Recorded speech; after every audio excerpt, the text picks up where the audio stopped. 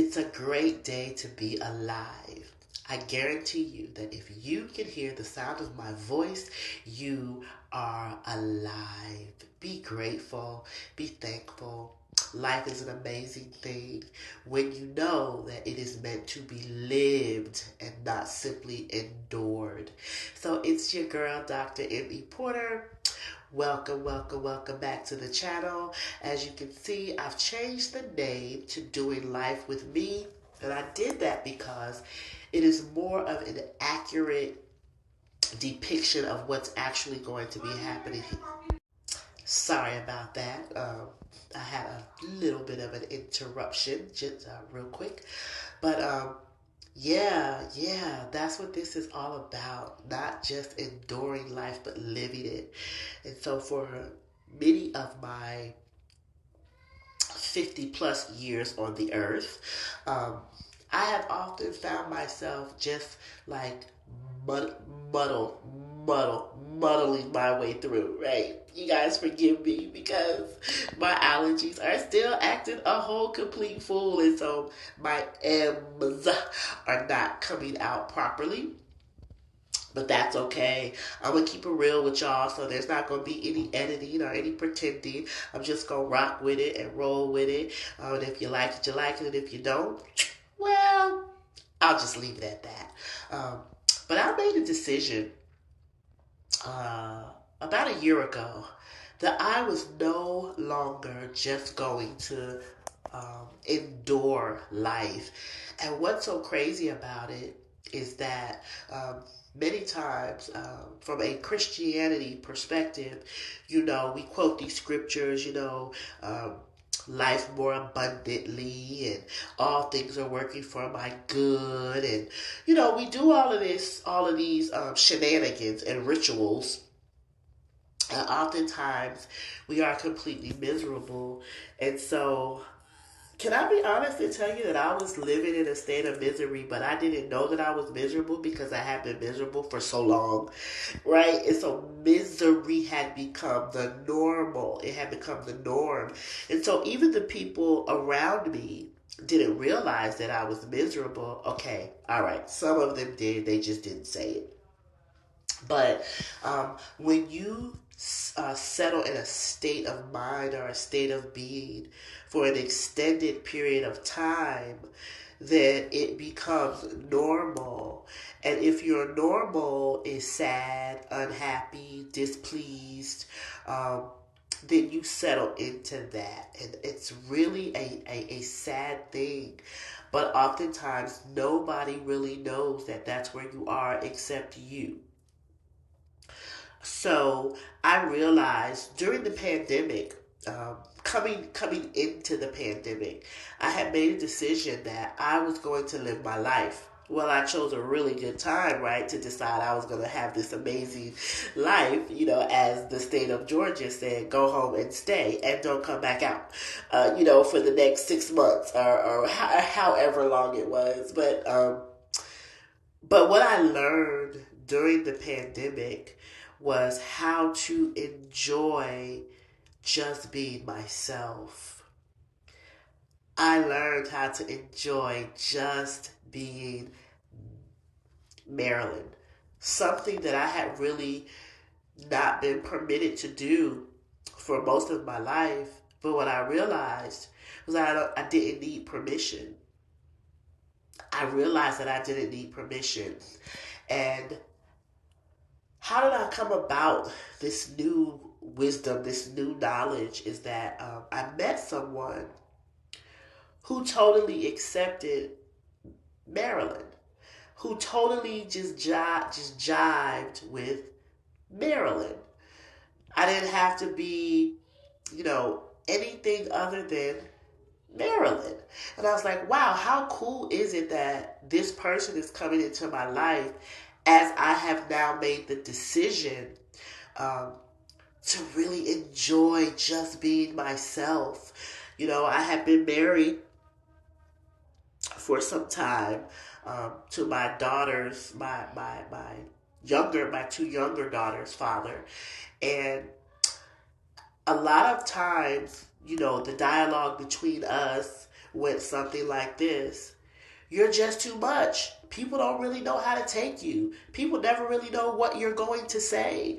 And so I had learned to really, really, really turn down the volume on Marilyn. And so I was a mother, a sister, to the best of my ability, a friend.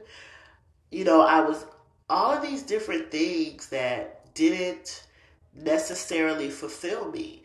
Not because I didn't enjoy those positions, but I felt like there was no collaborative, there was no coming together of who Marilyn really was. I was compartmentalized.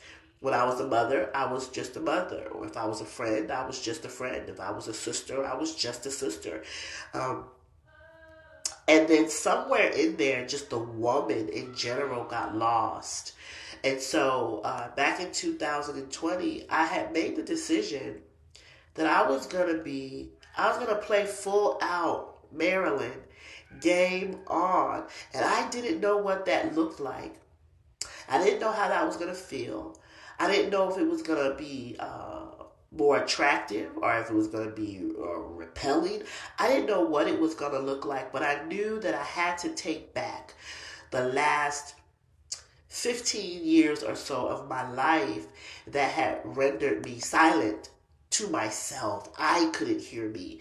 Perhaps the rest of the world heard me, but I could no longer hear me. And so a few years ago, I sat on a panel, and the panel had to do with love, self-love, relationship love, just love in general. And there was a question that was asked to everyone on the panel across the board, right? And the question was, how did you learn to love yourself? And everybody else gave their answers, and some of the answers were pretty profound. And then they got to me. I was the last one to be asked the question, how did you learn to love yourself? Well, it was a no-brainer answer for me. I knew the truth. It was a sad answer, but it was a true answer. And my response was, I learned to love myself in a moment where someone else hated me and mistreated me so badly that I had to stand up and say, wait a minute, hold on. Like, it was the hatred and the mistreatment that someone else gave me that finally made me stand up and realize that I deserve to be loved, and realize that that love had to start with me. It had to start with me loving me. And so this kind of the same thing happened in 2020 when I realized that Marilyn the woman was on life support.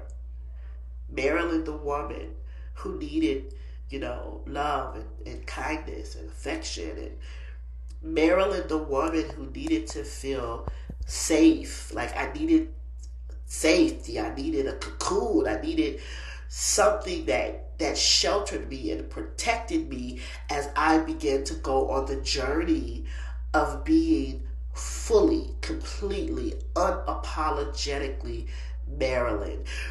The Marilyn who was going to be all things, who was going to be the wife and the mother and the sister and the friend and the teacher and the preacher and the apostle and the prophet and, the little girl from the hood. I needed to converge on the world as one whole, uncompartmentalized woman. And going into the pandemic, that was the goal. And, people come into our lives, and we often never really know why. It takes a minute to really know why. But I met this person who was totally engrossed in Maryland. And so I remember one of the first conversations I had with this gentleman. It went something like this: do me a favor. And I said, what's that? He said, don't ever stop just being yourself. don't change anything about who you are. And I'm a G, right? I'm a G. I'm a G, right? A gangster. So I didn't cry in the moment. But when I got to myself, I cried. I cried because I thought, wow, is he saying that because like he really don't know me? Like he really doesn't know all of the components of me? And I knew that he didn't know all of the components of me because I didn't know all of the components of me. But I was so taken aback that this person was literally saying to me, all you have to do is be you. And it gave me such a sense of peace and such a sense of comfort. And I said, wow, this feels like home. And I wasn't talking about a geographic location. I was talking about, for the first time in my life, I felt like it was okay to be in my body and in my mind and have my thoughts and have my feelings and have my fears and have my insecurities and have my reservations and my excitements and my idiosyncrasies and all of my weirdisms about me. But all of those things in that moment felt like it's okay. It's really okay to just be me. And so I'm sharing this with you because I know that I'm not the only person in the world who has struggled with pulling yourself together. Um, I used to call myself the scatterbrained genius coach. And what many people didn't understand was that the reason I was called myself the scatterbrained genius is because I was living a life that was so compartmentalized that I literally was being pulled in a million different directions because I didn't know how to pull all of the things inward. And so everything was being pulled outward in a million different directions. And a lot of people thought it was cute and ingenious and all of that because they didn't realize that I wasn't trying to be cute. I was being honest. I was literally being vulnerable in front of the whole entire world. But nobody knew it except me. I no longer live in that space. I no longer live in the nobody knows except me space. But I am grateful to the gentleman who I met at the onset of 2020 who gave me the freedom to just be myself and to not have to change anything. That's an amazing feeling. That's an amazing feeling. We all need that person. We all need that person. And so, even though you may not know me, I want to be that person for you in this moment. As you listen to the sound of my voice, I want to say to you, do me a favor. Don't ever stop just being you. Be who you are. Love what you love. Dislike what you dislike. Believe what you believe. Honor what you honor. Walk away from what doesn't serve you. Just be you. Just be you. As soon as you find out who that is, just be that and don't ever let it go. Not for anyone, not for anything, not for any cost, not for any reason. It's the most amazing thing you can be as a human being is just yourself. So, I hope that blesses you. Listen, you know what I say. Be powerful, be strong, and forgive.